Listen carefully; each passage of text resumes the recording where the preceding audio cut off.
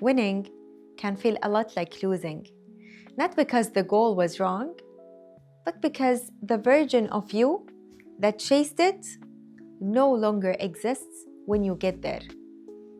Most people think success creates confidence, but in reality, success often exposes identity gaps. You reach the top of the mountain, look around, and wonder, now what? That moment is not confusion. It's growth catching up with you. Today, I want to explain why achievements can trigger emptiness, how to recognize what success is costing you self-connection, and what to do about it using psychology, neuroscience, and real stories from my own leadership journey. In my early career, I believed progress was identity. The more I achieved, the clearer I would feel about who I was. But something strange happens. As you climb higher, every win demands an upgrade in self-perception. If you don't update your inner identity at the same pace as your external success, the gap between the two becomes emotional tension. Psychologists call this cognitive dissonance of success. Your external story says, I'm thriving, while your inner story whispers, I'm lost. That gap creates anxiety, guilt, or restlessness, not because you are ungrateful, but because your growth has outpaced your grounding. Neuroscience explains this perfectly.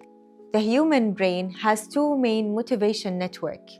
The first is dopaminergic, which drives pursuit, curiosity, and goal settings.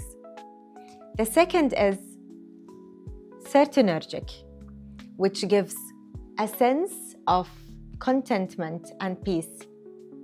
In modern work culture, most of us overuse the dopamine system and neglect the serotonin one.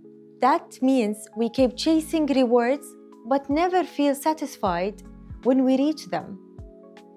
A study from Stanford University showed that balanced activation of both systems increase well-being and long-term motivation by more than 50%.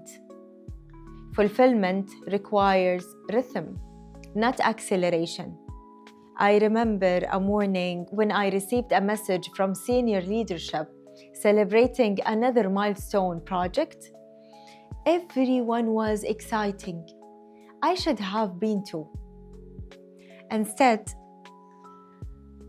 I stared at the message and felt disconnected. That was my signal. Success has stopped feeling like progress because I had not paused to integrate who I was becoming. Integration is the missing step in ambition. It's the pause that allows your identity to catch up with your accomplishment. Without integration, everyone feels temporary. To close that identity gap, I use a process I called the 3 R's: reflect, regulate, reframe. Reflect after every milestone. Take 10 minutes to ask 3 questions.